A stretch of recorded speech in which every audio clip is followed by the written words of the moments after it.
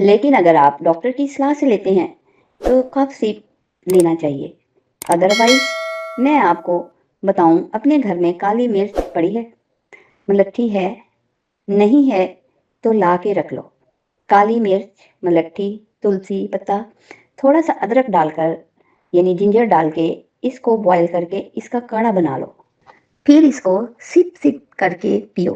अब देखो क्या आनंद आता है। इसमें थोड़ी सी मिश्री मिला सकते हो और ये सोने पे सुहागा का काम देगा। नहीं तो इसमें थोड़ा सा गुड़ मिला लो, ये भी बेहतरीन